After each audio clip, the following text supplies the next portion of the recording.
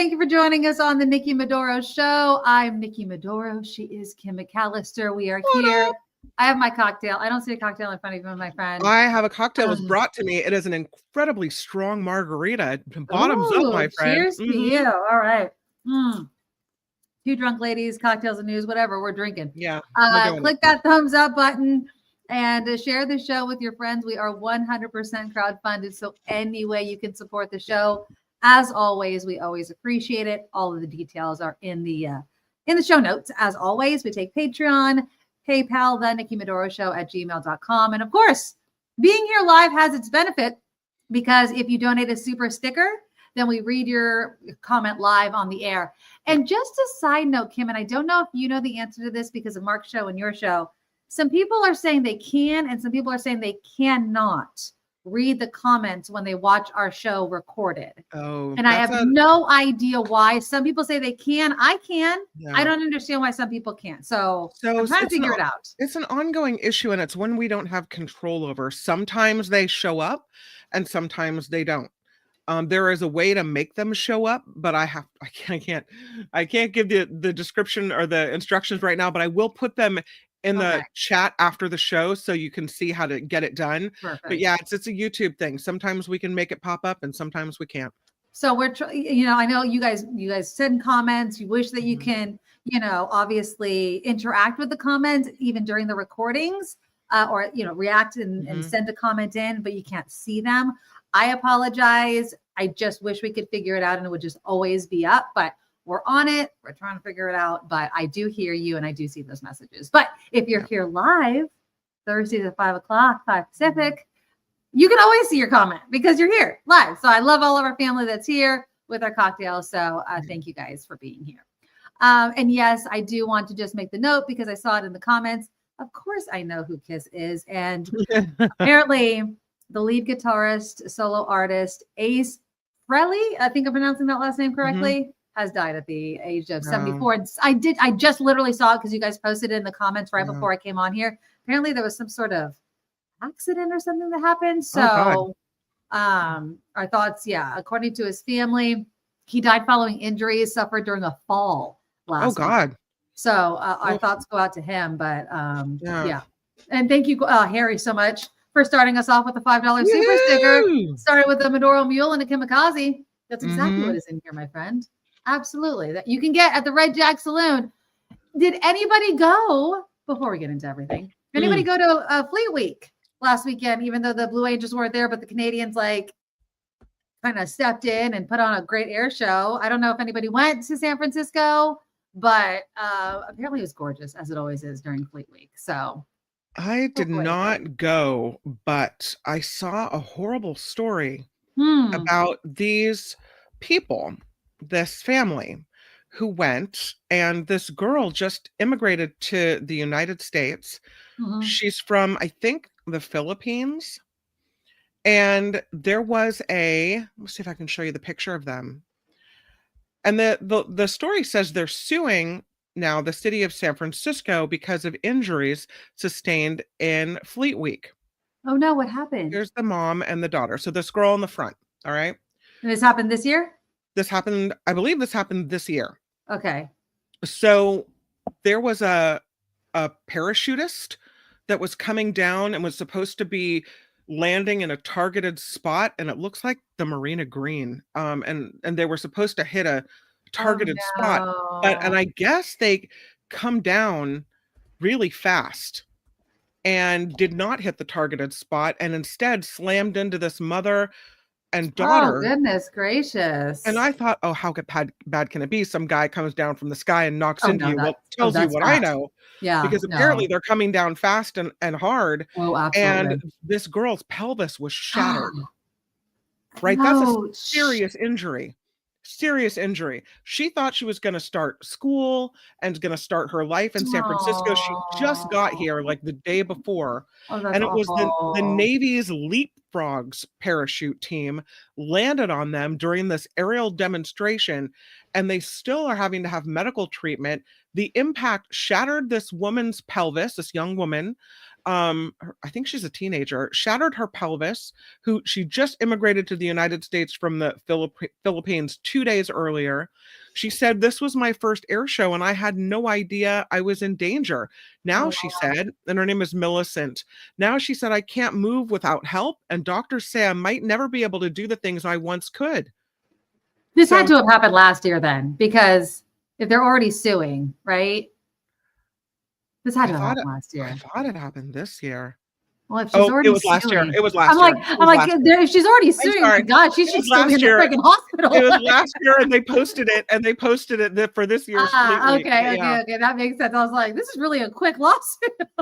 And this year's military participation was a lot less because of the government shutdown. But how awful that what they experienced. Oh my God, and that is a freak accident. You can't imagine something like that happening. But my heart goes out to them, especially being new to the area, new to San Francisco. So excited about one of the best events, especially this time of year in San Francisco. October is gorgeous in San Francisco. It's true. So might have a case. Also, one more RIP. D'Angelo passed away. I think he was 51. I didn't. Cancer. I saw that, and nobody knew he had it. I was like, oh my God. I never heard of him. Oh, if you heard the music, you know who he is. Oh, really? Okay. Yeah. I don't know.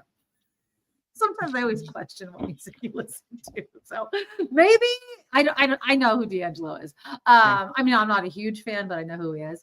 But yeah, young, 50 years old. That's just 51. So, yeah. 51. That's absolutely nuts. So yeah.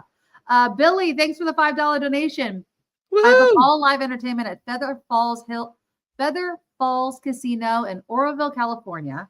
I just had Ace there not even 3 months ago. Very nice, very humble. RIP from Kiss. That's what he was just talking about. Oh, how awful is that? You know, you just never know. You know what I mean? Live each day. That's all I got. What a fun job, too, booking all the casino entertainment. That has to be awesome. Really, really cool. Yeah. That's a really fun job. Okay, well, let's get into this, ladies and gents. Can I just show you, Kim, this face right here? Right here?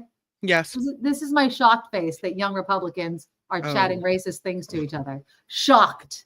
This is my shocked face. And can I also say that just because it says young Republicans, JD Vance, we're not talking about children here. No. I mean, it's absolutely ridiculous. If you haven't heard and you've been under a rock, basically Politico got all these, what is it, Telegram or something, chat messages, among several members of the Young Republicans, where they use slurs, praised Hitler, which again, you wonder why people say certain things about your political party, but I digress.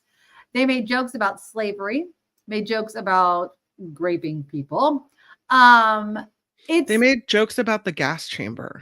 They made jokes about the gas chamber. I mean, and the Young Republicans, they accept members. They have 15,000 members of this political organization between the ages of 18 and 40.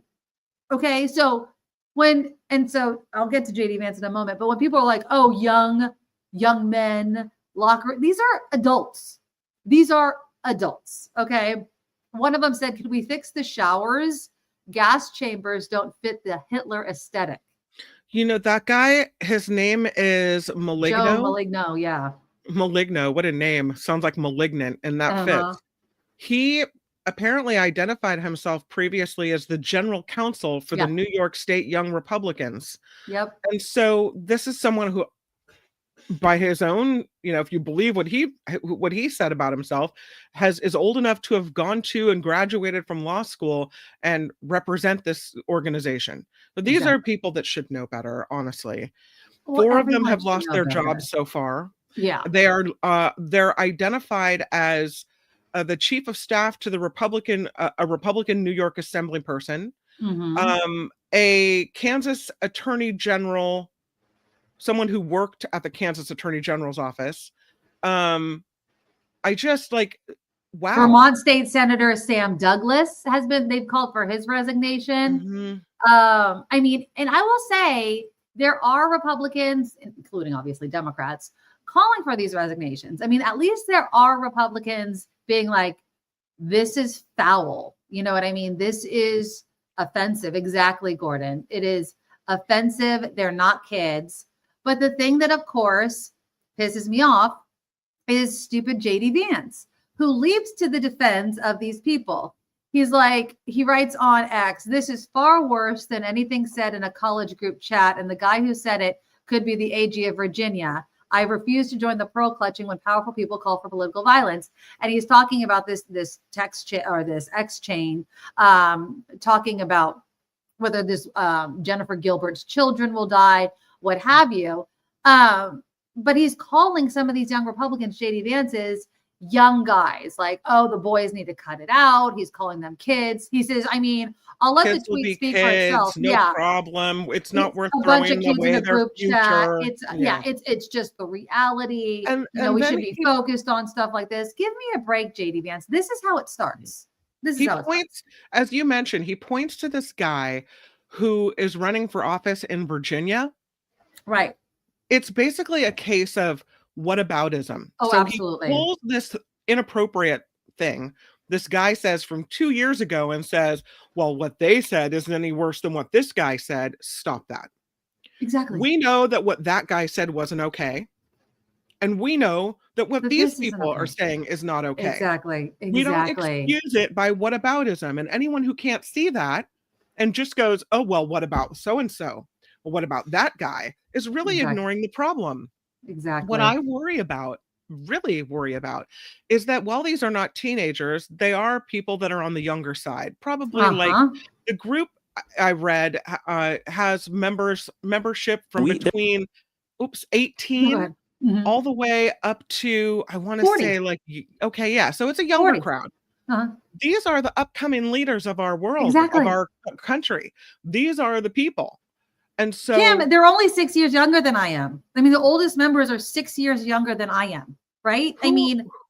Who are these people? We already know that there's a huge problem with younger people and younger men specifically feeling isolated, being angry, spending too much time online, not being able to talk to women, lashing out, being these incel kind of weirdo guys. And here's just another, and now they're in power. And when they get in power, they release that anger on the rest of us. And so what we have that we're hoping that we don't have forever, you look down the pipeline and you see, here comes more of them. Well, and also you learn from the chat is, they feel like they can now, you know what I mean? Like, obviously everything that the Democrats and a lot of, Trump haters, I will just use it bluntly, have been worried about, right? The influence of the Trump administration, the MAGA influence. It's played out in this chat. This is exactly what we're talking about, right? Now, again, I do want to, I'm going to play you the clip of JD Vance on the Charlie Kirk show, obviously without Charlie Kirk. But I do also want to say, to act like the left or Dems or people that consider themselves part of the Democratic Party don't say hateful, vile things is absolutely wrong. Okay. And I will never in a million years say that. But I will say this. I at least don't see young Democrats invoking Hitler. I don't read chat messages where young Democrats are calling for people to be in the gas chamber. Although I will say there are some really, really hateful things. Now, here is your vice president. I'm just saying, this isn't just a Joe Schmo. This is the vice president of the United States.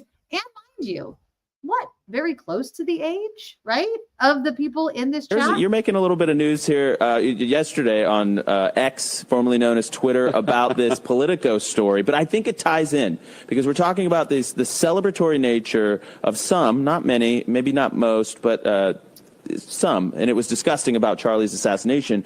There is a story, and I believe the two stories are connected, that came out of Politico yesterday. Blake, explain this for our audience, for those who don't know. We don't need to wallow in it too much, but so Politico has far worse. The vice president is one of the reasons why. So you tweeted this.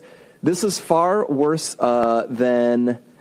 So what you did is, instead of reacting to the story itself, you just posted what Jay Jones, our friend in Virginia who's running for AG as the Democrat, had said, where he wanted his political opponents to die. And then when someone thought he might be kidding, he called to make it clear, actually, it wasn't a joke. I was serious. That's how people change their mind. And you just pointed out, quote, "This is far worse than anything said in any college group chat, and the guy who said it could become the AG of Virginia. I refuse to join the pearl clutching when powerful people call for political violence." And we have 14 million views on that. Yeah. And just a little viral, Mr. Vice President. Yeah, I mean, look, I'll let the tweet speak for itself. I'll say a couple of additional things. First of all, a person who is very politically powerful, who is about to become one of the most powerful law enforcement officers in the country, that person seriously wishing for political violence and political assassination is 1,000 times worse than what a bunch of young people, a bunch of kids say in a group chat. Not kids. And these are the next politicians, but I digress. However offensive it might be, that's just reality. And if you allow yourself to be distracted by this person's incredible endorsement, disgusting endorsement of political assassination by focusing on what kids are saying in a group chat, grow up. I'm sorry. Focus on the real issues. Don't focus on what kids say in group chats. But there's another angle to this that I just have to be honest about. I mean, I'm like an old guy at this point. I'm 41 years old. I have 41, 3 kids. 1 year older. You know, I grew up in a different world, right? No, Where didn't. not most of the stupid things that I did when I was a teenager and a young adult, they're not on the internet. Like, I'm going to tell my kids, especially my boys, don't put things on the internet. Like, be careful with what you post. If you put something in a group chat, assume that some scumbag is going to leak it in an effort to try to cause you harm or cause your family harm. But the reality is that kids do stupid things, especially young boys. They tell edgy, offensive jokes. Like, that's what kids do. And I really don't want us to grow up in a country where a kid telling a stupid joke, telling a very offensive stupid joke, is cause to ruin their lives. And at some point, we're all going to have to say, enough of this BS. We're not going to allow the worst moment in a 21-year-old's group chat to ruin a kid's life for the rest of time. That's just not okay. Like, we live in a digital... But and then he goes off. He made a huge assumption about all the people and obviously the group chat. He's wanting you to think that they're 18-year-old kids, and they're not. They're grown-ass men. They're grown-ass men who are, if you're in the young Republicans group, you have political aspirations. Like, you're politically active. You probably want to work on campaigns. You want to probably work for a lawmaker, or you want to become a politician yourself. So for him to just poo-poo these men, which I'm sorry, I love my men out there, but we see a lot of the violent, quote unquote, jokes or rhetoric seems to come from one gender most of the time. And we're just going to ignore that, especially within your own political party. And yet on the same time, if it was a different situation, he would look at these young men and point at them and say, this is the future of the Republican Party. But now that they've said all these things, they're not. You can't have it both ways. You can't have it both ways. The right response, the only response in my eyes, isn't the whataboutism, isn't it? Kids will be kids. It's never okay.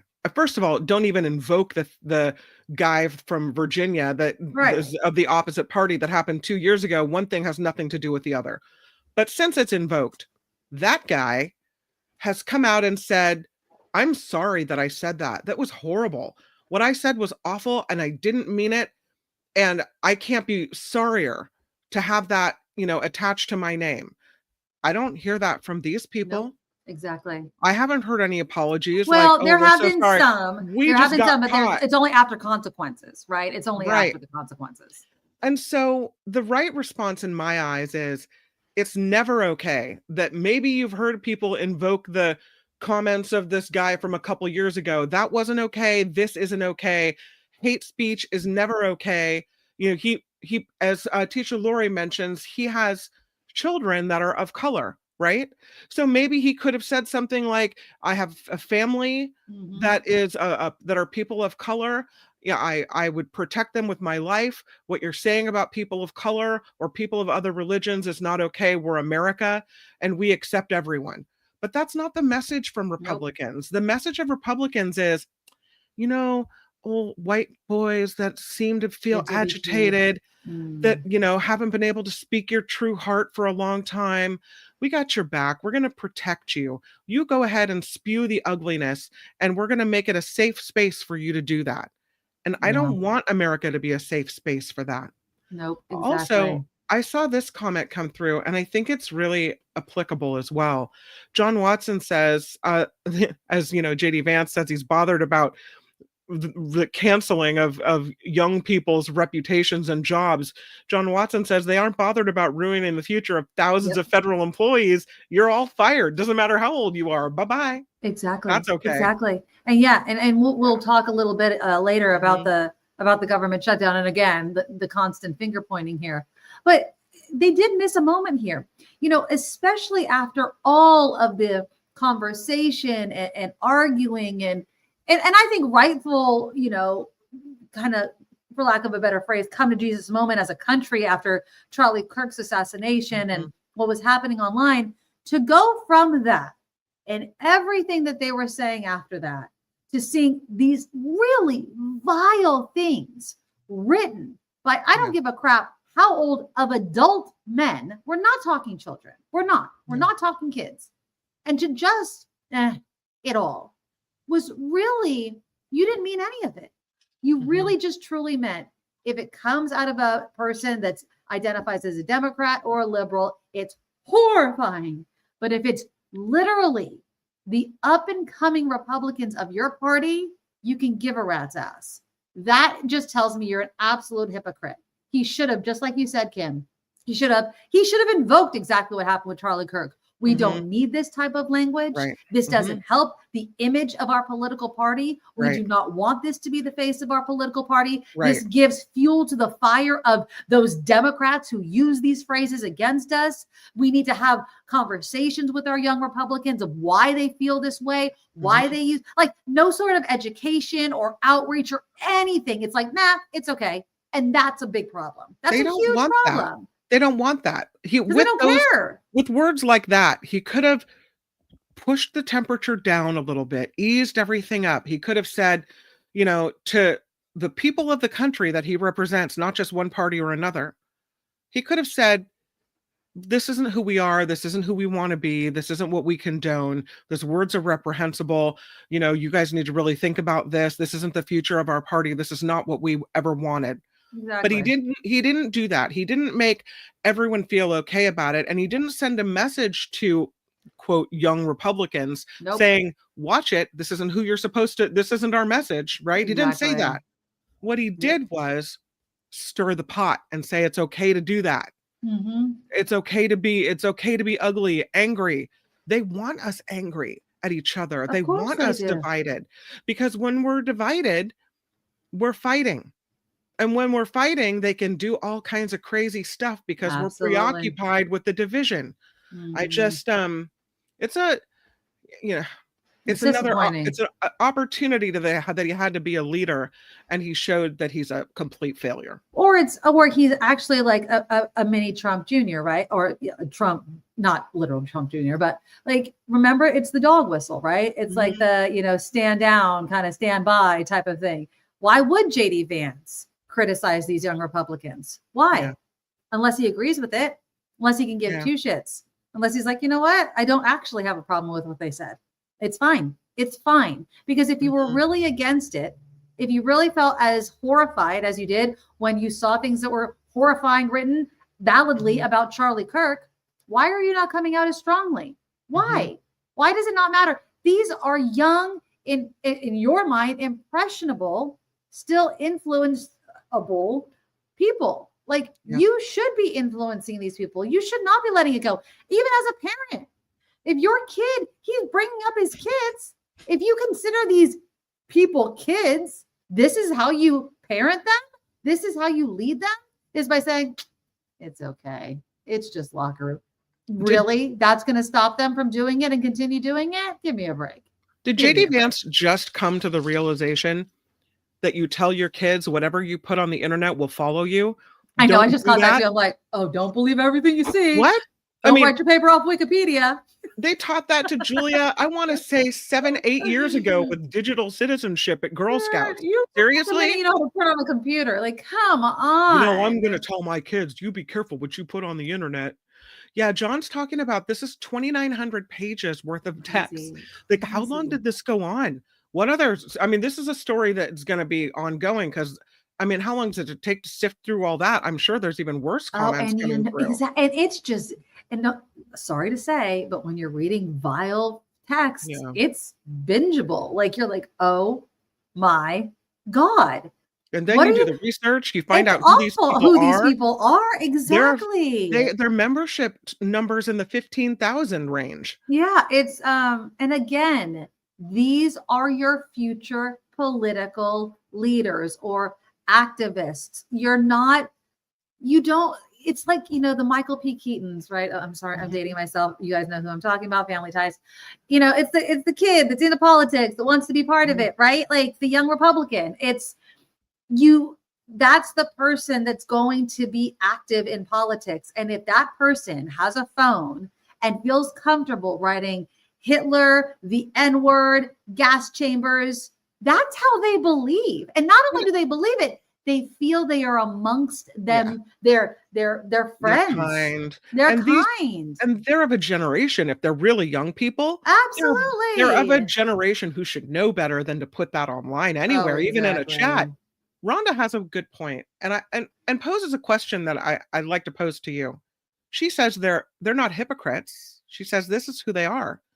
Rhonda writing out loud, all because she said a black man occupied the White House. So the question to you is, do you think this whole Trumpian white male anger, misogyny, racist, sexist world we're now living in America is all backlash because we had a black president? Oh yeah. And I don't even think it's because we had a black president. And thank you, Rhonda. I think it was also because people loved him. Like, and I know I'm showing my bias here, but Barack Obama just wasn't, there's been black politicians. Cheers to Barack Obama. Cheers to Barack Obama. Yeah. But we've had so many, very influential black politicians. Obviously, he's our first, obviously mixed race, but considered black president. But he sent shockwaves with the way, and he still does, right? I mean, he's now trying to influence Prop 50 here in California. His word carries so much weight. He represents every bias here. I just like to always say it. He is everything Trump's not. He has class. He speaks well. He's very highly educated, not by his daddy's dollar, right? You know what I mean? Like he's a servant, right? He was a community activist. Like he did that. He gave of himself to his community and in turn was rewarded with the presidency. He's in a happy marriage and a loving family. Like everything that Barack Obama is, Donald Trump is not. Everything that Barack Obama represented politically, how he inspired people, Donald Trump, in my opinion, bias, literally is the opposite, right? Like he inspires people, in my opinion, by being the worst, right? Like he does this othering, like people like Donald Trump, because he makes them feel like they've been hurt or ostracized, or you know what I mean? In some way, like Donald Trump is like, yes, I will protect you from those other Americans, but minority, whatever, fill in the blank type of thing, instead of a unifier. Obama was not that type of president.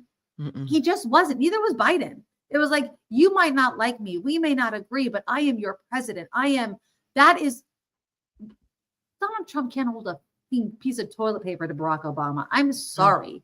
In class, in being presidential, in representing what it means to be the president of the United States, he is just, there is no comparison. There is just no comparison to class and leadership. And I know people are going to disagree. And I know that people are like, you're showing your bias, but I just cannot, and everyone knows what I'm talking about, is that whole split screen where Barack Obama is like announcing, I think it was the death of Osama bin Laden, and then Donald Trump had to announce the death of another, person. And it was just like, one was professional, contrast. And I was like, he's dead. We shot him down like a dog. And it's like, I hate my enemies. I wish them all harm. Yeah. And it's like, I know he just talks a certain way and he doesn't talk like, but it's just, it's a completely, totally different type of person. And I want the Barack Obama president. I don't want the Donald Trump classless, ass scratching, locker room talk, okay, when it's your party and they look like you and have money like you and skin color like you. Yep. I don't want that. You know what I mean? That's what I don't want. Sorry. Mama has an interesting comment. She writes, by the way, I heard the word Trumpismo on a Spanish language news report yesterday, referring to the story out of Argentina where we gave them all the money and we got screwed in we're the still end. getting screwed. Yeah. Yeah. She said it kind of blew my mind. And so I don't know what that means, Trumpismo, but according to NBC News, Latino Republicans need to call out Trump's authoritarianism. They say that they're looking at this whole Trumpismo thing, and I guess not enough is according to let's see who it is, a first generation born American of Cuban descent, who is very aware of the Castro regime. His name is Tony Jimenez. He's from the Hispanic Steering Committee of the Lincoln Project. He said, not enough is being said, whether it's a Cuban American politician, elected Republican, Democrat, or independent. He said, I would say more so if you're a Republican, what is now nothing short of Trumpismo. For the first time in my life, I'm starting to understand how a society from one month to another can be in a place blindly following and regurgitating what a crazed leader is peddling. Yep. We have an obligation, he said, and a right to speak up and strongly denounce what Donald Trump has said. I still don't know. And yes, all of that's true, but I don't know what Trumpismo means. Is that a flattering way to refer to him? I think it's Trumpism. I looked it up.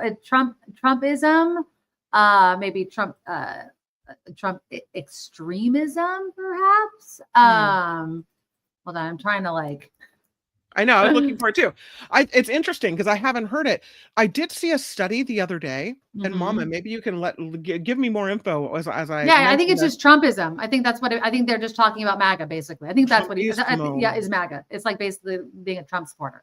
I saw a study. Oh, it's a play on machismo. Machismo, like machoism. Yeah. I saw a study the other day, and I forget who did the poll, but it shows that Latino, Hispanic, whatever your preferred word is, Americans are the biggest demographic in dropping support for Trump. Oh, interesting. Really? Where'd you see that? Well, I'll find it. Well, but because I did also read that there was a lot of them leaving the Democratic Party. I'm wondering if they're having second thoughts, is why I'm bringing that up. Because in the last election, at least especially here in California, a lot of Latino Hispanic voters were leaving the Democratic Party and going to the Republican Party. And a lot of people are like, oh, it's because the Democrats haven't done anything to them, for them, or they've left them hanging, or whatever, fill in the blank reason. And there was a lot of debate on whether that was true, or, and this was kind of one of my ideas, is it, and people are guilty of it, generations are guilty of it, the pulling up of the ladder. Like, I'm here. I don't want any more people here. Like, there's problems coming. There's this, that, and the other thing coming. Like, yes, I might be Hispanic. I might be Mexican. I might be from, Central America, whatever, fill in the blank. But there's now too many of these people coming, even though I identify as those people. You see what I'm saying? So, and you could say that with all kinds of demographics. Yeah. You could say that, just even human beings, like I was reading about a housing story about why people can't afford housing. I was actually listening to it about in Austin, Texas, right? Why can't young people afford starter homes? There's freaking a myriad of very obvious reasons, right? Yeah. But it really just boils down to old people aren't selling their homes, and they vote against things that would make it easier for young people to have them. They're pulling literally up the ladder for the younger generation, and then, judging the younger generation for not doing as they did.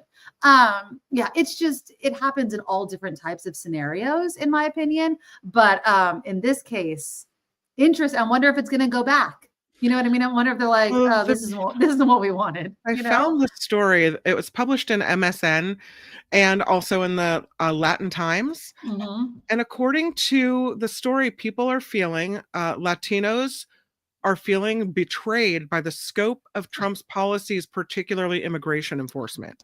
This So is my they shock face. they and we, all of us together, were told they were going to go after the criminals. They were going to go after the drug traffickers and the murderers and the people who were causing all kinds of trouble here. But who they've gone after are the people that are just trying to eke out a living in a safer place. Because there weren't The enough people criminals. That's the why. people that are at the Home Depot, the people Yep. that are, they're going to car washes and and you see the videos and you see them even waiting at courthouses for Of people who are course. trying to Oh, do yeah. things right and do things by the law. They don't care whether you're here legally or not. If you're brown, they want you out. Well, not And only so that, they're making you illegal by changing the laws and what's allowed. So even if you're here, you know what I mean? Even if you're going through the courts and you're following all the steps, all of a sudden they're ending certain things, certain protections, certain all sorts of things. And now all of a sudden they're making you here illegal. They're making you a criminal. So that's exactly right. And so they can fill their quota. That's why. It becomes then a lie, and a blatant lie that they told Latinos who thought, I'm here legally. My parents came legally. I believe we should do it by the law. Sure, get the criminals out, right? Well, this research done by the Pew Research Center, so I consider that to be pretty reputable. They say 3 in 4 Latinos, 72%, now disapprove of the way Trump is handling his job as president.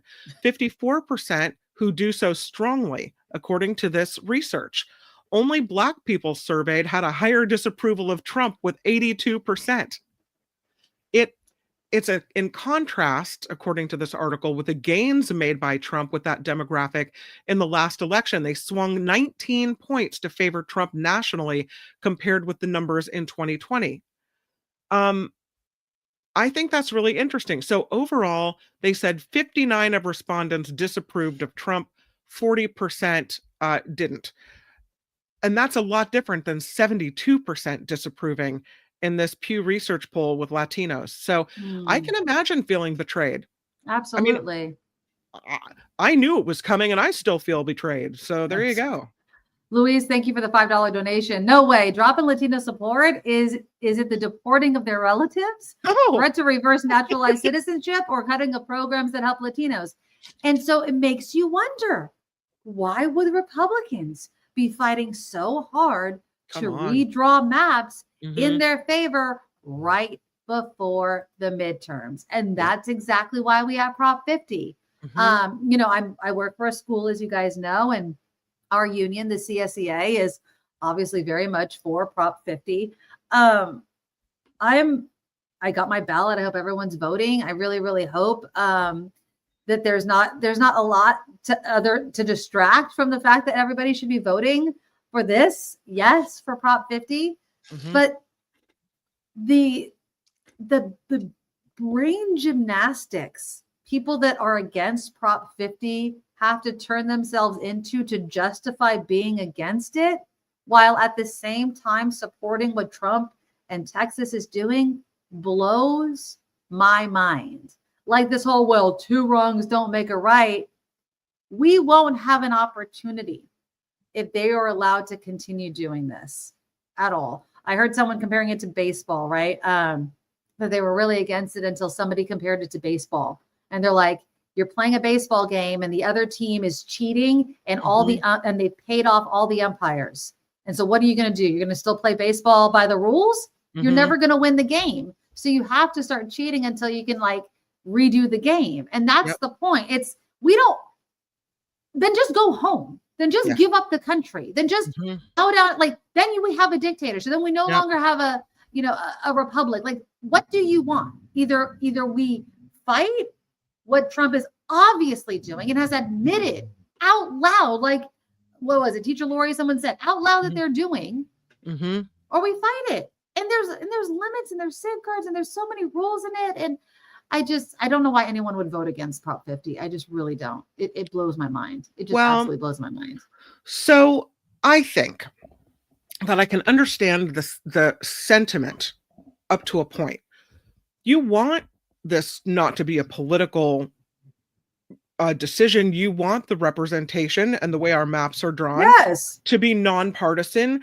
In the best of all worlds, we want it to be a nonpartisan decision made by people who aren't out to, Yes. scoop up all the votes. We want this. This is good. Absolutely. This is the way we should do it. Until now. And this Exactly. is where we divide. They say, well, how can you say it's wrong for Texas to do it and then you do it? My husband and I had this debate at the kitchen table. I voted yes. My vote's counted. His ballot's still sitting there. Are you kidding me right now? I'm not. And he goes, I want to really look into this. I want to really, he goes, does he not listen to the show? David, what the fuck? He goes, but I agree. He goes, I want my districts decided in this nonpartisan way. I like the way they did it. So why would I want to change that? And I said, all right. Oh my God. You give me then, that what they're doing in Texas and other red states, they're stacking the decks in their favor. They are cheating so that we are stuck without any recourse, and this is someone who's still trying their hardest to believe the election is going to be free and fair. Okay.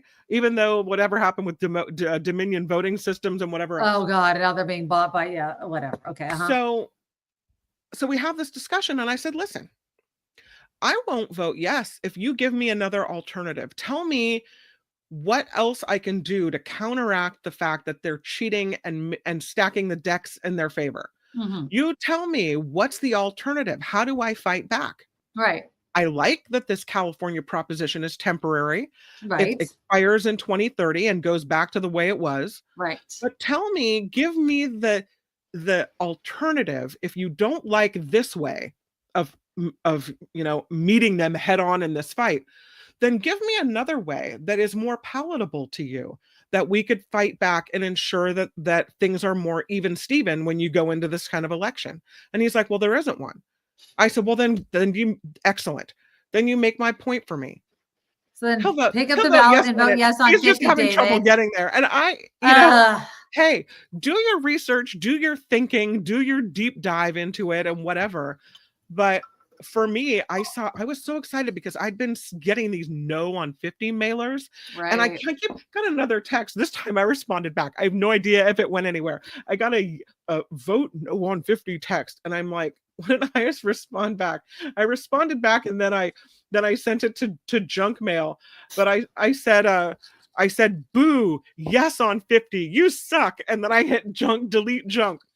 Such a Kim response to a random spam text. Driving to pick Jacob up from school today, I saw 3 yes on 50 signs on lawns, and I was like, "Thank you, people of Petaluma. Thank you." We're in the bubble. You know what I mean? Like, go down to San Diego, go in the Central Valley, go up in Sac, go up, northern California. Like that's where I'm wondering what's going to happen. Louise, thank you for the $5 donation. Anti-50 idiotic argument. Vote for democracy and ignore your supporting a dictatorship. Idiots vote no on 50. Exactly. Like he's just taking a little while to get there. I get wanting to be thoughtful about it, and I get having reservations about like what if it becomes permanent, what have you. Like I get those arguments, but I don't think that we would, because one, Gavin Newsom's not going to be our governor, right? Mm-hmm. And two, we have an independent commission because I truly believe that is California. Like it's not a new thing. Like Californians want an independent commission. The only reason we do this, and we would stop doing it if Texas hadn't done what they did. We didn't want this fight. We didn't lead this fight. We would have given up this fight if they wouldn't have done it. Yeah.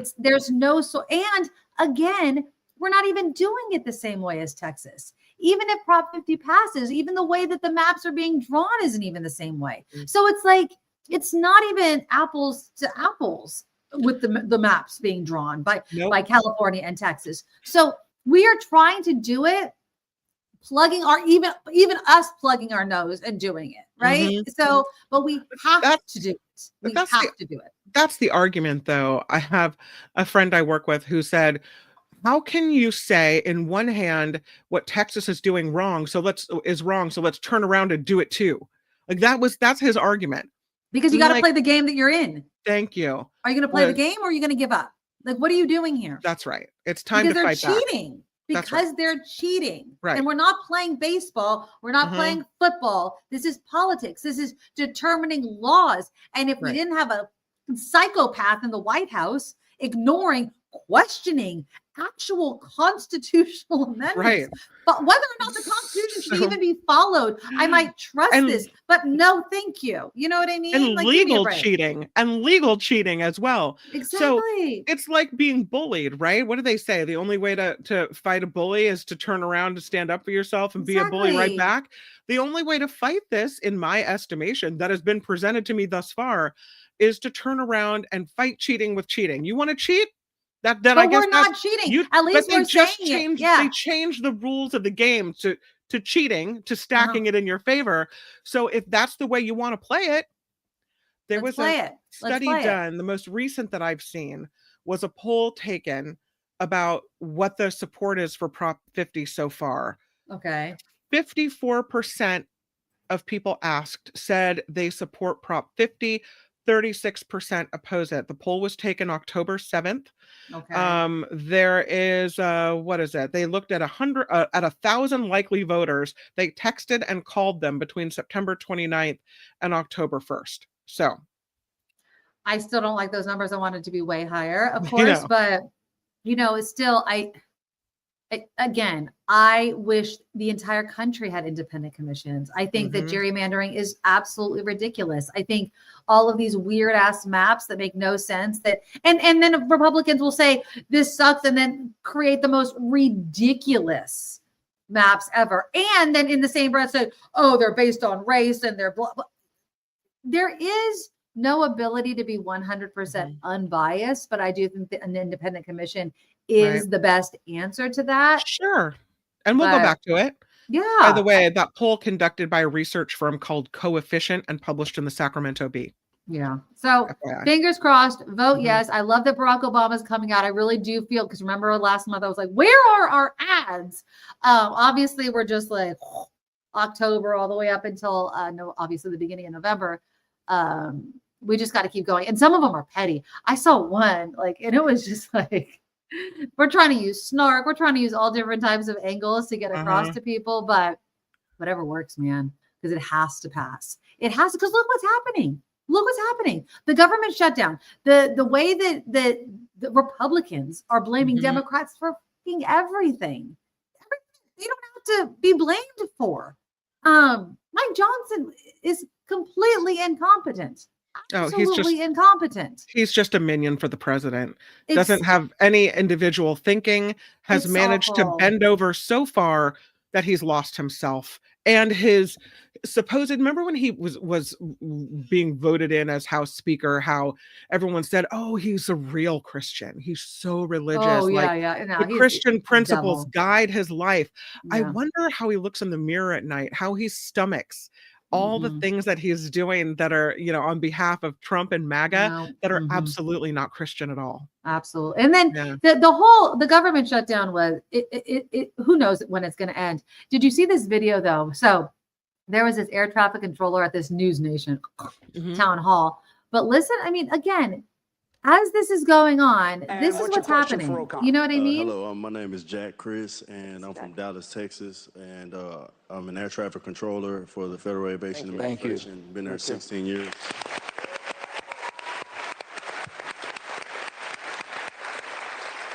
I've also been through the Obama shutdown and also the Trump shutdown in the previous. And my question is, under the current political climate, do you think that this shutdown could actually be longer than the previous shutdowns due to the external pressures, political pressures that we're having an effect right now? Because I am actually driving DoorDash when I get off work just to kind of make sure I can pay for my daughter's tuition. Wow. Oh, hold on. He's driving DoorDash to pay for his daughter's tuition because the federal government can't get it together enough to pay this guy. Exactly. And damn it. And he's an air traffic controller. He's an air traffic controller. Yeah. That scares the crap out of me. Like anybody flying, who knows? John Rothman. Thanksgiving, he almost didn't. Christmas, who knows what's going to happen? You know what I mean? Yeah. I can't imagine being an air traffic controller right now and or any government employee and listening to your president just not give a shit. Listening to lawmakers who, of course, still getting a paycheck, just be like, yeah, it can go on and on and on because we don't want to give illegal immigrants healthcare when that's not what's happening. And then, of course, we're living in the upside down. Again, we talked about this last week where Marjorie Taylor Greene is like the biggest voice to protect the Affordable Care Act, which I'll take it. I mean, anything to get through to MAGA, although obviously she's just, I'm sure she does believe it, but she's also saving her own ass. Yeah. But I don't know what's going to happen. I don't see an end to this shutdown at all. Not with Mike Johnson talking the way that he's talking. I don't think the Democrats are going to blink on this. They shouldn't. It's not, if we give in, Americans are going to get screwed so badly on this. And even Marjorie Taylor Greene sees it. That's what I'm saying. Like if Marjorie Taylor Greene is against it and understands exactly what's about to happen, you know what I mean? And she's like, and I love how she every time you hear her talk, she says ACA. It's Obamacare. She knows what she's doing, but she knows what's going to happen. She knows she has to go back to her constituents and her family and be like, you're not going to be able to afford this. It's not illegal immigrants. It's Americans are not going to be able to afford it. Now, you want to make the argument that it should have, these subsidies should have never happened because we knew this was going to happen and we were never going to be able to pull it back. Okay, you can make that argument. You can also make the argument that Democrats and Republicans should have always worked with Democrats to make the ACA better, but they don't want to because that would give the Democrats a win. Is Obamacare ACA perfect? No. Can it be cheaper? Yes. Do Republicans want that? No. They want to completely scrap it. Why? Make it better, make it cheaper, or I don't know, give people universal health care. You know what I mean? Like, give people what they want. Walk into a hospital, not get a bill, and not die or be medically bankrupt. How about that? That's what people actually want. That's actually what people want. I was reading a story that says that the Republicans are trying to take control back of this shutdown story because it seems like more and more of their people kind of side with the Democrats on why the government is shut down. And so Republicans are trying to then try to spin it now. And, bad Democrats, you're bad and you're responsible for all the bad things that are happening. But Democrats are empowered. So now they not only want to extend key provisions of the Affordable Care Act or Obamacare that are set to expire, they want all the people that are involved in the, what is it called? RIFs, reduction in forces, how Vote or Vought or whatever his name is, and Trump have used this shutdown to fire more federal workers. Now they say before they'll even talk about voting to reopen the government, they want all the people caught up in the firings of this reduction of force to be given their jobs back immediately. So they're adding to their demands now, which I think is great. Well, and you shouldn't be firing these people. It's not their fault. I can't imagine being a federal worker right now. Like, honestly, it would scare the crap out of me. It used to be, get yourself a good government job. That used to be a saying, get yourself a good government job. You'll be taken care of, blah, blah, blah. I wouldn't want to work for this government. They talk about you as if you're disposable. And depending on whatever mood Trump is in, he might think you're a piece of shit. You know what I mean? Like, has no idea what your job is. Yeah, he doesn't know what your job is, but he doesn't. It's not as if he's loyal to you because you work for the government or that you've given your life to it or anything. He does not care at all. They talk about these people as if they're like they're disposable because they see them that way. And that's ridiculous. So again, you would hope there'd be consequences politically for these people, but we'll see. I don't know if there's going to be. There's a law in place that says that if you're a government worker and you're affected by a shutdown, that even though you're not getting a paycheck during the shutdown, that the government has to pay you retroactively but Trump doesn't when it's over. Trump said, no, we're not paying you. No, we're not paying you at all. That's what he said. Also interesting. I mean, I'm glad people are still getting a paycheck, but concerning because no one's really talking about it or answering the questions. There are some well-connected departments that are led by Trump cronies the people that work in these departments are still getting hours. They haven't been furloughed and they're still getting a paycheck. And the question has been asked, how is that possible? Where's the money coming from? And the Right. government is saying nothing. So why are some government workers getting paid and some Right. not? And where is the government getting the money to pay these workers? Some say that Trump and friends and company are taking the money away from programs where the money is allocated for something else and instead using it for paychecks, which would be Wouldn't shock illegal. me. Yeah, wouldn't shock me though. I mean, that's the least of our problems, But who's right? but you Right. say illegal Mhm. as if there's an agency that's gonna hold them accountable. Exactly. And that's the problem with this administration. Mhm. The agencies that would hold the administration accountable Mhm. for doing something illegal are under Trump's thumb.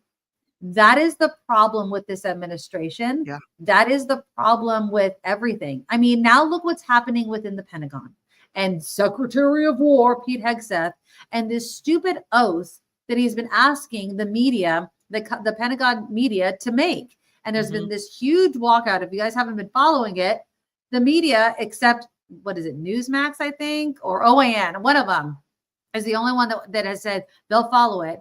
Hegseth has basically said, you cannot report any news.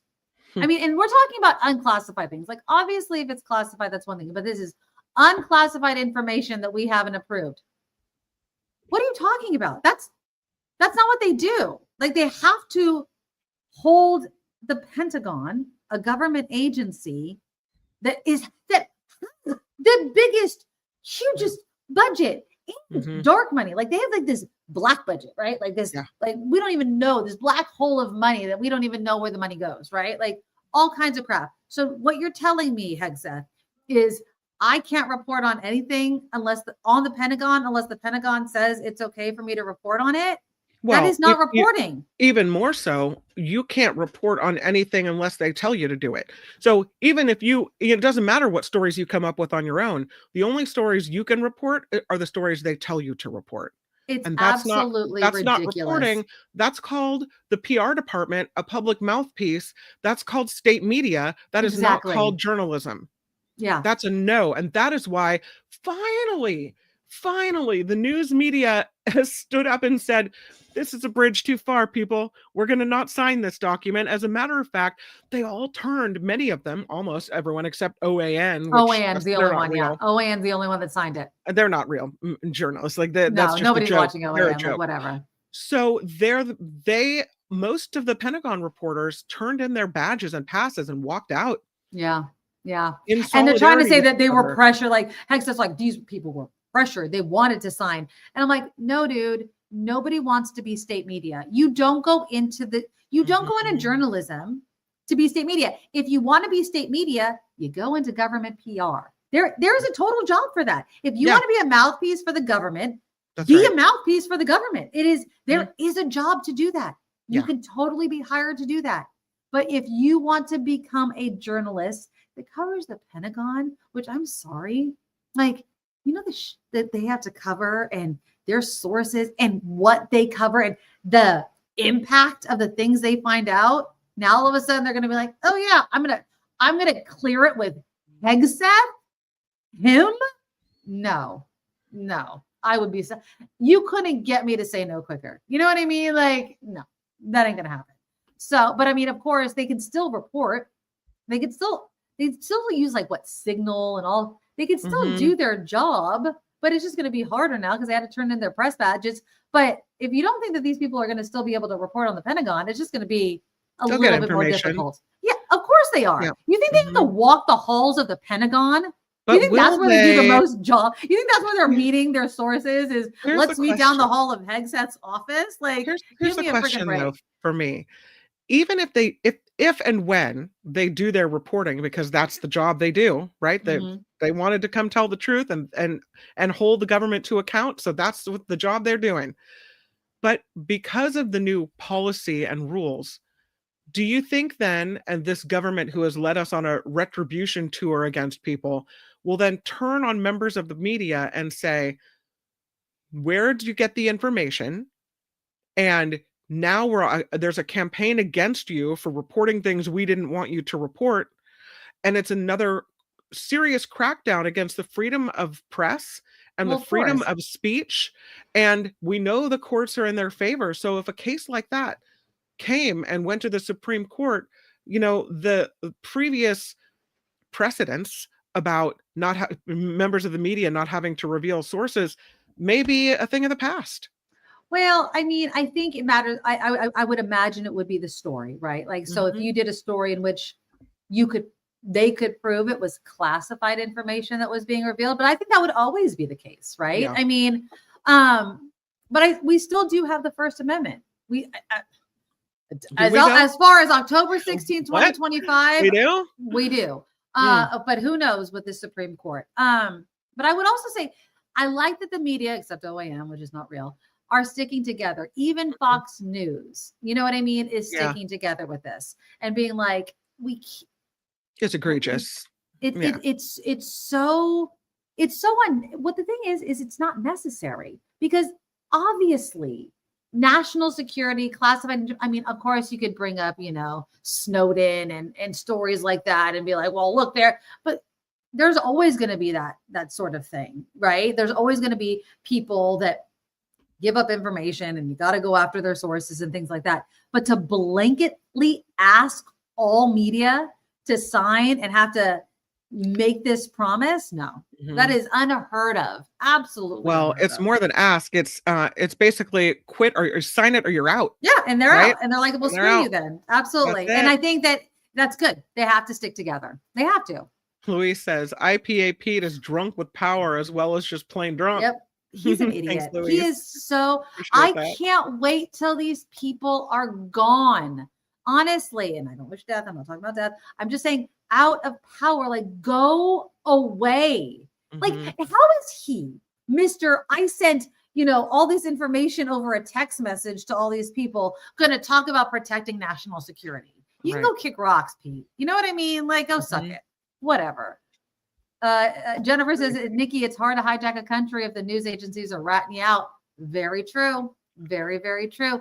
And I think that's the point. Like, they don't, the fewer media eyes that are around, the better. But I do think that by having so many news agencies stick together, at least in this instance with the Pentagon, it's hard for the government to be like, well, it's just the AP or it's just ABC. It's like, no, dude, like it's all of us. Like, what? You're going to blame all of us? This is ridiculous. So you hope they hold out. I can imagine the president being like, I'll give Fox an exclusive about a Pentagon or whatever story. You know what I mean? And try to give them in that way, but we'll see what happens. But yeah, this is really wrong. It's absolutely wrong because he's doing such awful things that you need the media to cover. I mean, whether it's wanting to invade cities. He has San Francisco on his list still. Which, oh my God. Again, did you also see the Portland? It was the Portland where the people in the costumes in front of the thing, which was the funniest video I love ever. I didn't know that much about Portland before, but I have such a newfound love for that weird city. Love it. From their naked bike rides. Oh yeah. Did you not watch Portlandia? I didn't Did you not watch that show? I guess now I have to go back and watch it. Yeah, you have to watch it. Come on. Portland's weird. And I think that when I saw that video of them all in their costumes dancing in front of, and I'm just like, exactly. That's what San Francisco needs to do. Like, you just need to like show them like, this is not a war zone. You guys are morons. Did you see them pepper spraying the frog? I don't know if that was an AI I didn't see that. video. I saw the frog. I didn't know they pepper sprayed it. What? Yeah, I don't know. Maybe it was an AI video. Oh, I hope not. I have a story for you that we knew this was coming, and here it is. John Bolton indicted. Oh, I saw that. I did see that this morning. I was going to get to it. I know. Yeah. I still think, but again, it's just like Letitia James and everyone else. They're going to be indicting all of his enemies. That's it. And these grand juries, you also have to remember, as we learned with Donald Trump, an indictment is an indictment. It's still, you know what I mean? It has to go through the process. So we'll see what the wheels of justice show. But yeah, he got his indictment. There you go. As if Trump didn't publicly instruct Pam Bondi to get this indictment. Exactly. Now today he says he was asked about it and said, I didn't know that. I think he's give me a friggin' break. He said, I think he's a bad person. I think he's a bad guy. Yeah, bad guy. But too bad. That's the way it goes. That's Trump's response. But what John Bolton is accused of and what Trump himself had done, like, it blows my mind. The things that Donald Trump has been accused and has been found to have done with evidence that we've seen with our own eyes. And for him to sit there and be like, he's a bad guy. You're a bad guy. You know what I mean? Like, you're the baddest of bad guys. Oh my God. It's absolutely ridiculous. But we'll see.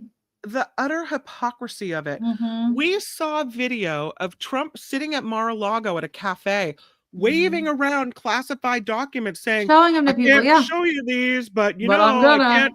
But I'm bragging that I have them, but I can't. Mm-hmm. He left them in places of the bathroom and the ballroom and the this and the that, and allegedly instructed his staff to move them from one place to the next to keep federal agents from taking them. Yeah. John Bolton was indicted by a federal grand jury on 8 counts of transmission of national defense information and 10 counts of unlawful retention of national defense information because he kept a diary where he noted things that were going on.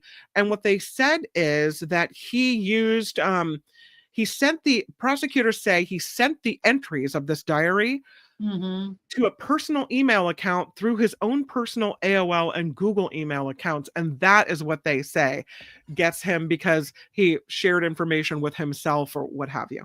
The hypocrisy. When you look at who had, who was more careless with national security information, come on. The president or, you know what I mean? Like, I feel like Donald Trump being, the bathroom picture. I'm so sorry. The bathroom picture with all of those classified documents and people just being okay with it will always blow my mind. You know what I mean? Like the fact that wasn't enough for people still blows my mind. Oh, it's okay. No, that is not okay. He lied about it. He stole it. He hid it. He lied about it again. And you elected him again. Like, I just don't understand this country, Kim. I really, really don't. There's the boxes in Mar-a-Lago on the stage and the ballroom. Because, and look at them right out there in the open, right on the stage. There they are in the potty. It absolutely kills me. At least they're being kept in a classy place. As if, and we heard the stories at the time where there was a Chinese national who was who had gotten into Mar-a-Lago. The people are staying there. Like people are there. These documents are not secure. Look at them right next to the potty there. Yeah, exactly. And this wasn't enough for people. You know what I mean? This wasn't enough for people to say he's not qualified. Not only that, the fact that people are still talking, still actually joking, and I don't know if it's a joke, but he keeps having those 2028 hats of a third term. Do you know how old, and I don't want to be ageist here, but I will be because he's way too old, of a third term?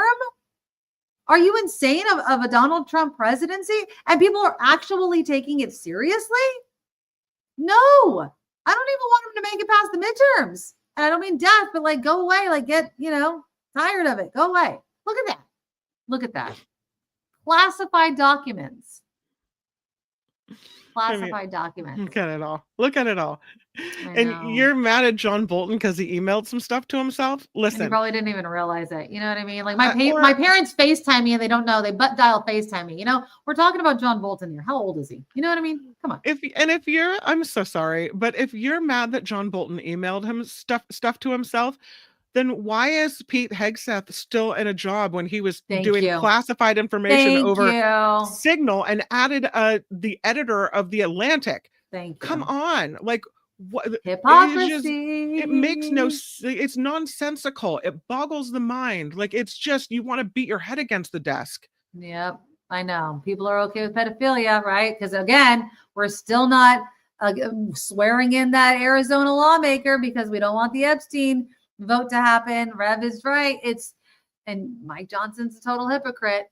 But speaking of age, did you see, and again, forgive me.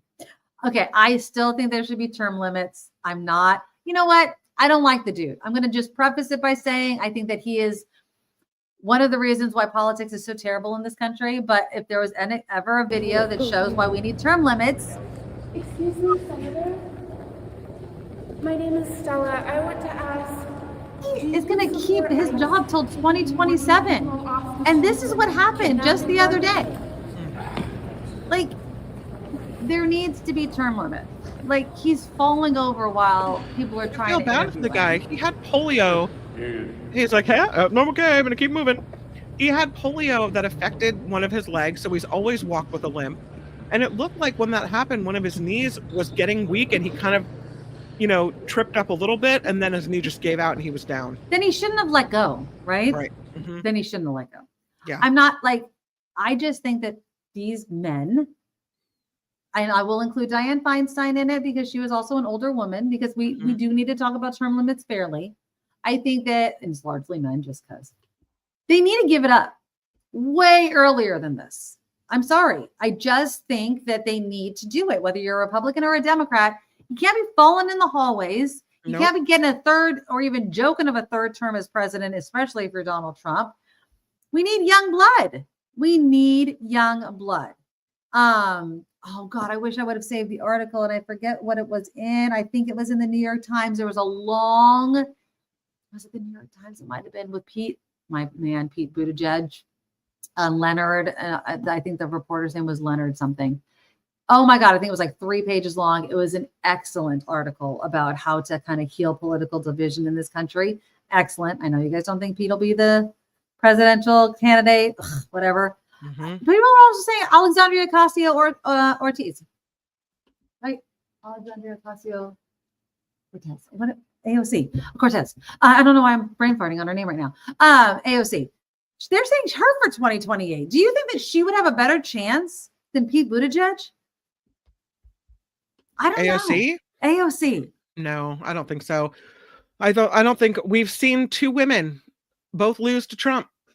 And I just, no matter how much I like them and would support them, I don't think the country's going to go for that. I'm just really curious on who's going to come up as our candidate. I know you guys want me to let go of Pete, but I'm just telling you.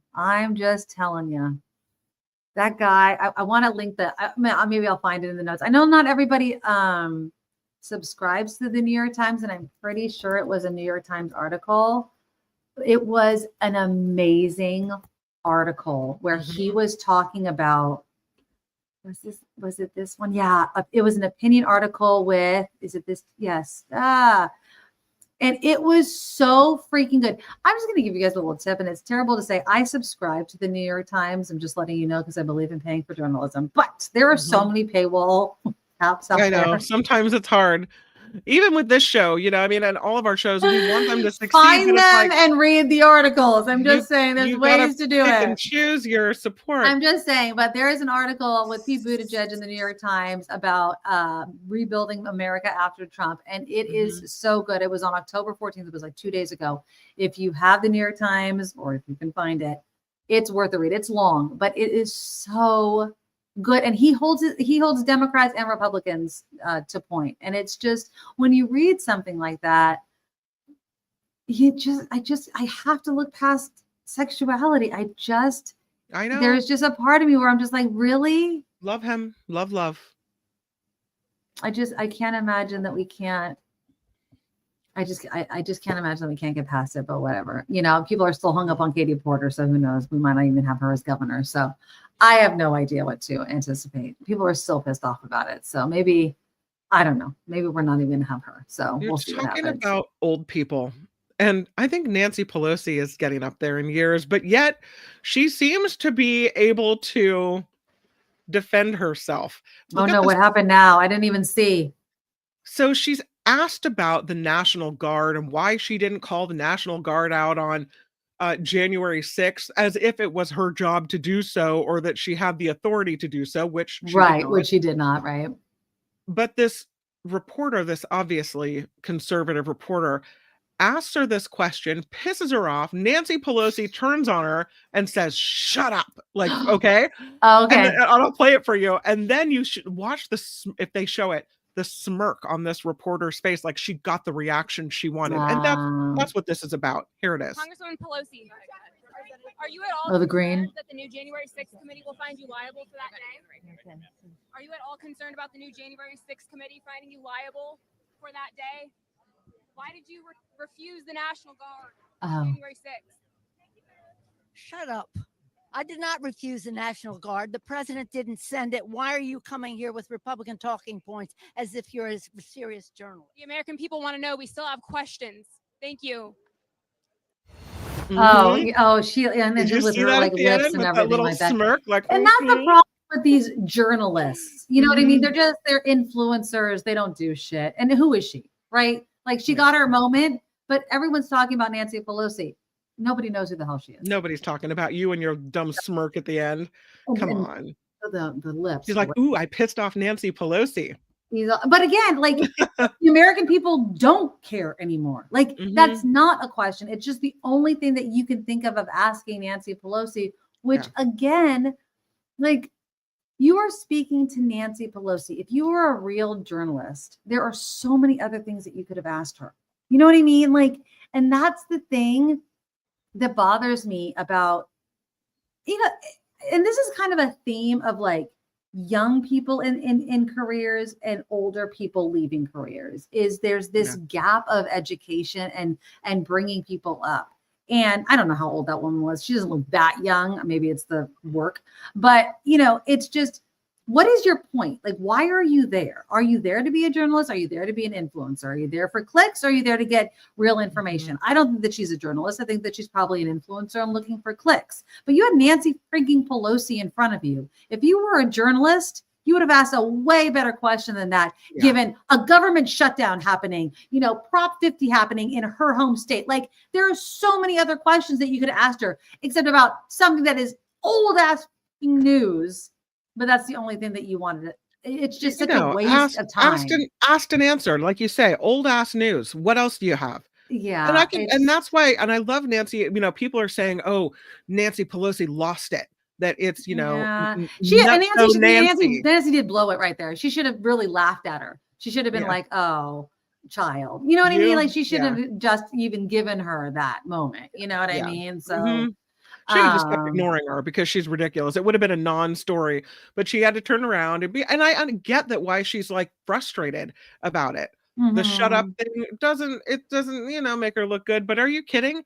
Like, look at what Trump says. Shut up is the least of our worries. Yeah, exactly. I just wish though that, like Nancy and other people could see what these people and why they're there, what they're doing. And if you can call them out for it in a smart way, like, oh, are you here for clicks or something, because you're already going to be called out. Like Nancy already was going to like in some way lose. She could have at least gotten a dig in. Like it's already not going to work in your favor. You might as well try to get something in your favor. Deidre said she was feisty, but I think that what she gave that woman more than she got from that woman, if that makes sense, Teacher Lori. You know what I mean? Like that woman wanted what Nancy Pelosi gave her. Nancy didn't get anything from her. Poked until she got what she wanted. Exactly. And that's what I'm talking about. But whatever. That's the age we live in with all of this freaking nonsense. So I cannot wait. I just can't wait till it all ends. All right. What is the over under on how long you think this government shutdown is going to last? What do you think? I was reading that Speaker Johnson said this could be the longest government shutdown in history. Well, do you think it's going to last to November? I don't see any movement. I see votes every day and no movement at all. Johnson says, I have no impetus and no reason to negotiate with Democrats. And as long as they're not negotiating, unless they're doing it in secret that we don't know about. But if what they say is true and they're not even talking to each other, then I think this could go on into November. I do, sadly. That is really, really sad. Did you see this story, this bombshell Wall Street Journal report that, and I know it's not a surprise, right? They already have the top housing chief in America digging through housing documents looking for mortgage fraud amongst Democrats.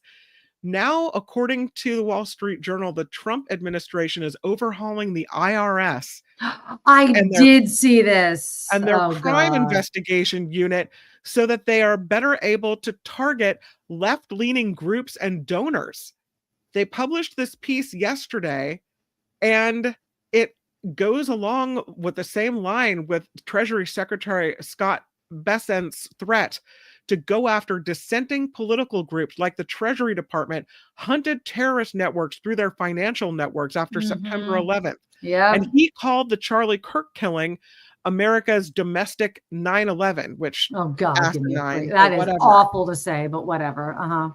So the Wall Street Journal is citing insiders here saying senior IRS officials have already come up with a list of potential left-leaning donors to investigate. And these people, these allies of President Trump, would be installed at the IRS Criminal Investigation Division to undermine the work of IRS lawyers in their investigations.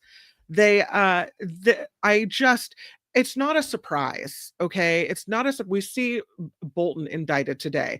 We see Letitia James indicted. We see these people who have done their jobs or doing their jobs who are now being targeted for whatever bogus reason just because they've managed to offend the dear leader. And so it's not surprising to me that Trump and company would use every asset at their fingertips to try to punish people who are against them. Well, also, they don't want the IRS to go after their friends. So they want to get rid. Well, I was reading one story. They want to abolish the IRS, right? They cut down the Consumer Financial Protection Bureau. They don't want you to keep, to be protected. They don't care if you're being swindled out of your money. They want the IRS to go after the little guy, not the big guy, because they're the big guy, right? They don't. So it makes complete sense. And if they can weaponize the IRS against their political adversaries, even better. So it makes absolute sense that they would do something like that. They're going to completely gut the IRS, and then the people that are left are going to be their minions. That's right. Plain and simple. That's all. And the only thing that I could hope for is that they're going to be so inundated with the fact that tax season's going to be coming up very, very quickly. April comes very quickly. Once the new year comes, people are just going to start ramping up all of their tax stuff, because after the new year, everyone's going to start doing all of their tax shit. So maybe they'll be inundated and it'll just be like a threat, but who knows? I wouldn't put past anything. This administration is a criminal enterprise.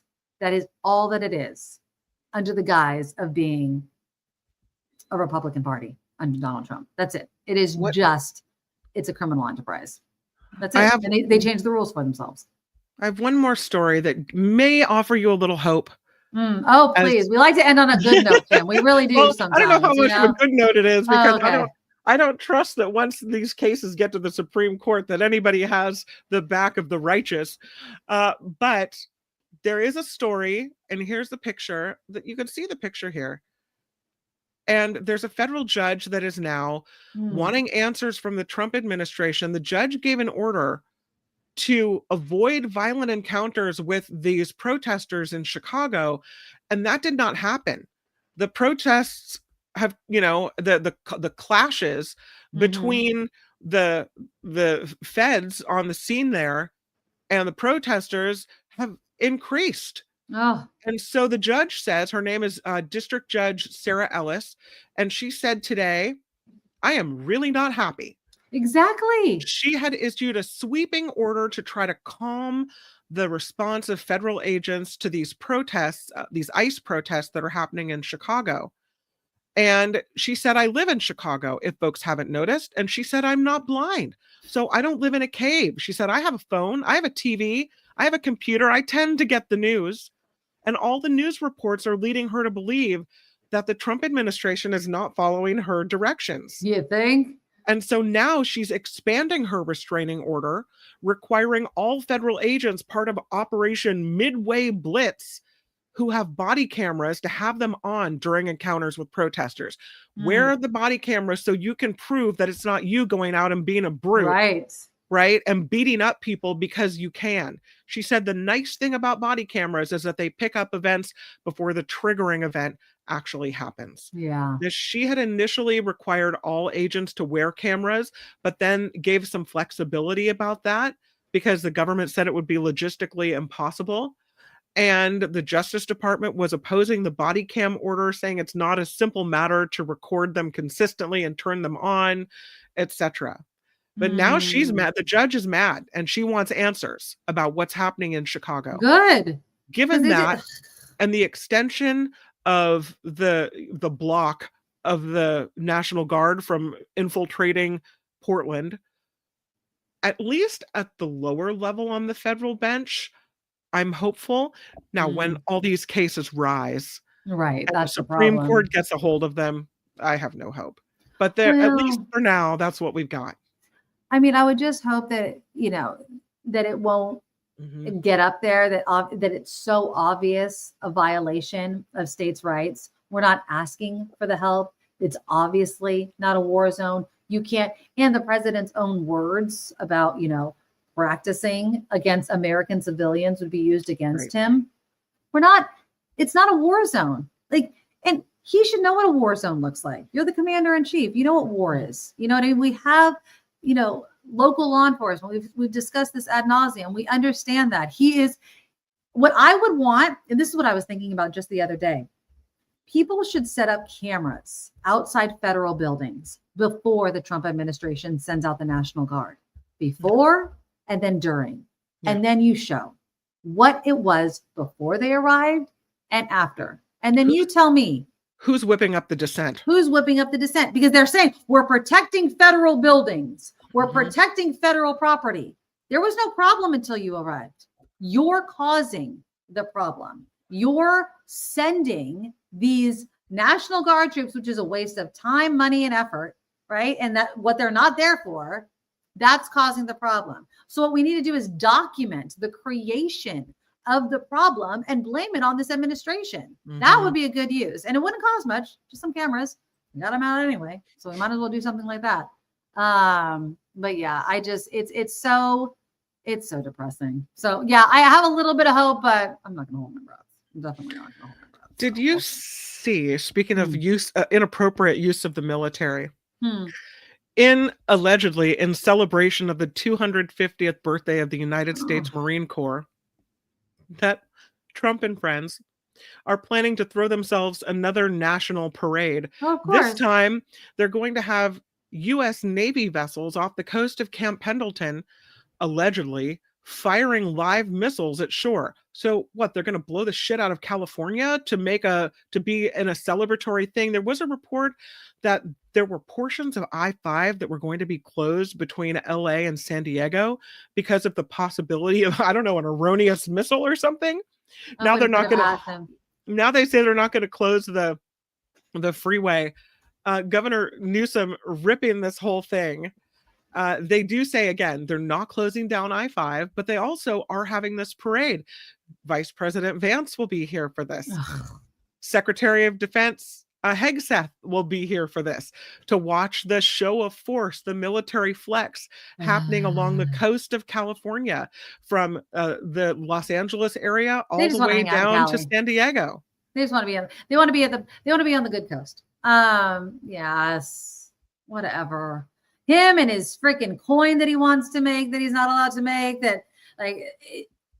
could there be any more ego within this administration? I mean, it's just so stupid. I mean, and props to Midas Touch for breaking the story, which is now everywhere, that they're going to launch missiles from warships into California. Is as that an part act of of war a vanity against parade. yourself? Like, I mean, my God. And it's like a waste of money. Like, this is why are we doing this? Why? stupidity. It's so stupid. Like, You I know swear, what it you cannot be reminds me dumber. of? It reminds me of sorry, I'm wiggling all over the place with that headline. It reminds me of something that Kim Jong-un would do, you know, as he stands there and Oh, he yeah. watches the missiles be fired and tested, and now we have Absolutely. the capability to blow you all to smithereens. What's interesting is that it happens the same weekend as this No Kings event, and Which is on Saturday. they say that this has been planned because the 250th Marine Corps birthday, whatnot, and that this has one thing has nothing to do with the other. Right. But does it? Because it seems to be, to me, an awful timely moment where you're, you know, trying to put down rebellion and also showing the force that you have off the shore.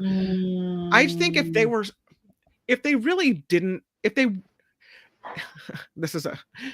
real Americans, they would say something like this: we understand that there's a massive protest going on across the country on this day, and because we support the right of Americans to protest and make their voices heard. I know it's a pie in the sky dream. This is my dream.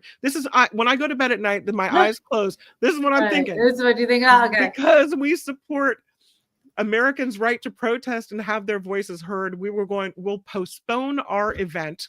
Right. And won't do it on this massive protest day because we understand that whether we disagree with you or not, we want you to have your voices heard. I know. Keep on dreaming, right? It's a Trump presidency. Kim. I know. It's a I'm Trump sorry. presidency. I had too many drinks. Yeah, I got carried away. I need to fill up my drink. Yeah, I'm all out. Yeah, you're dreaming. But yeah, the new No King. By the way, I'm glad Kim brought it up though. So this Saturday is another No Kings protest. If you can't participate, by the way, I did just read this, so this is a good reminder. If you can't join any of the protests or you just don't feel safe or whatever, wear yellow. Yellow is the color for Saturday. Oh. Yeah, I was just reading that. I love yellow. Yeah, so yellow is the color. So if you can't, wear yellow in solidarity on Saturday. So that is what you should do. So No Kings protest. I don't know if we're going to be able to get out. I have I swear to God, it hasn't stopped, Kim. I have another dance for my son on Saturday. We had homecoming last weekend. Now another dance this weekend. It is dance fever. Honestly, it's just dance. I swear to God. But high school dances are different this time. I don't know. Nobody dances apparently. They don't dance? They don't dance apparently, or they don't slow dance. I think I've bitched about this before. They don't slow dance at the dances anymore. There was a mosh pit at Julia's homecoming. Oh, they mosh. They definitely mosh and they fast dance. They just don't.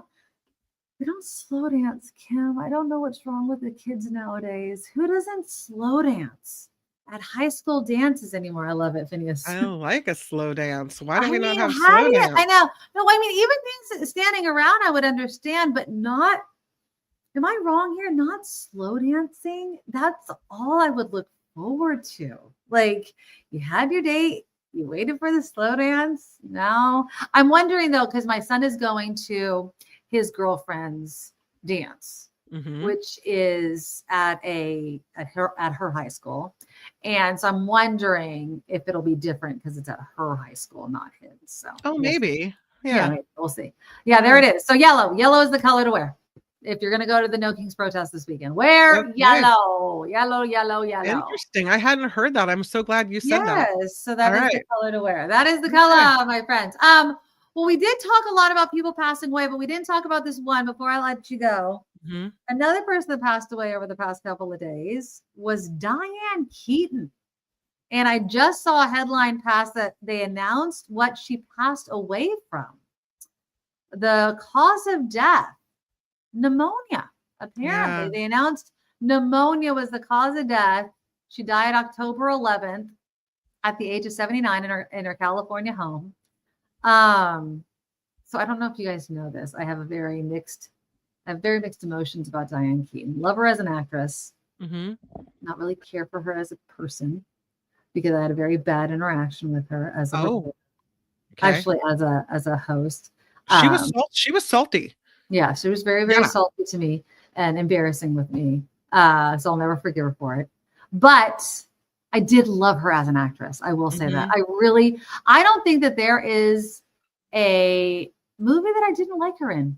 I really do. I think I really liked Baby Boom. I remember, I think I saw Baby Boom. If you guys haven't seen it, I'm sure everybody that's watches my show has seen Baby Boom. I loved that movie. Obviously, I loved her all in the Father of the Bride movies. Godfather movies, obviously. Those were the original. But I just loved her as an actress. I thought she was just absolutely excellent. Interviewing her, she was kind of a B word, but rest in peace. She was kind of off. She didn't like to be interviewed. And so she gave kind of belligerent answers. She was a very difficult She was interview. very temperamental and she embarrassed me publicly and I will never really forgive her for it, but whatever. I will forgive her now since she's passed away and she can't do anything about it anyway. But I will say fabulous, talented actress. And she just came out with, I think either in her book or there was an article about her, which I never knew, when she was filming Annie Hall with Woody Allen, obviously, she suffered from bulimia, which she had this whole long, I don't know if it was in her book or her memoir, she wrote about it and how and you would never imagine just because of how, I don't know, her body type or whatever, you wouldn't imagine that she was dealing with an eating disorder. I think she overcame it eventually, but yeah, she overcame that, but she just, in her turtleneck, she had that signature look. She's a fabulous actress. Fabulous actress. So yeah, a lot of people, but nice, long career. But yeah, Diane Keaton, 79, but died of pneumonia out of California. I'll say about her is I can imagine that it was hard to stay thin and beautiful and movie star I feel like ready. she was just always that way. You think she had a problem keeping the weight off? I think as you get older, your body changes. But this was when she was young. I mean, this was Annie Hall days. I can imagine that someone, I think I read something that someone told her. There was a director that made comments about her body and I don't know. I liked her in the First Wives Club too with Goldie Hawn and Bette Midler. I liked her in that. She had staying power though. That's a long career in a brutal industry. And somehow she managed to still be an A-lister even into her older age. Exactly. So, I mean, Diane Keaton, I don't think that you could ever say that she lost it. You know what I mean? Like, no matter what stage she was in, she was Diane Keaton. You know what I mean? So rest in peace. Very long career. And thank you, Harry, so much for the $5 donation as well. When she was 22, the director told her to lose 10 pounds. She's tall. I can't imagine having to lose 10 pounds, but Jesus, Calvin says the camera adds 20. That's why you don't, you know what I mean? Like, although we're on camera all the time, this is totally different. I can't imagine being in a career like Hollywood where I would have to be judged on that. And I've said this before and I'll say it again. It's why I never went into television news. Because everything is about looks. Brutal business. And so, very, very difficult business. So yeah, rest in peace, Diane Keaton. All right, let's give some thank yous. Thank yous. A lot of you donated today. And again, we love our supporters. We are 100% crowdfunded. If you want to donate to the live show, because we do have problems with people being able to read the comments when you record it, Thursdays, 5 Pacific, grab your cocktail or a mocktail or whatever you want. I drained mine. We're drunk mamas, ladies, whatever, doing the news every Thursday at 5 Pacific. Join us, and we read it live, and we always love our super stickers. So thank you to Harry for a $5 donation, and Billy came in with a $5 donation as well. Luis came in with a $5 donation, and another one as well. And then Harry just came in with another $5 donation. Another great show. What kind of cheese does MAGA like with their wine? I know some stinky cheese that you have to hold your nose for. I bet. I think it's something like that.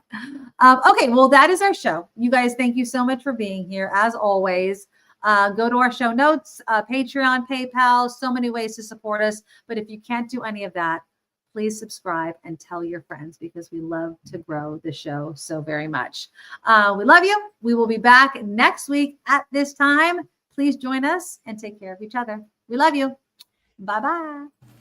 Nikki, you're all so awesome. Miss Brown, like a beautiful blossom. You're all so the best.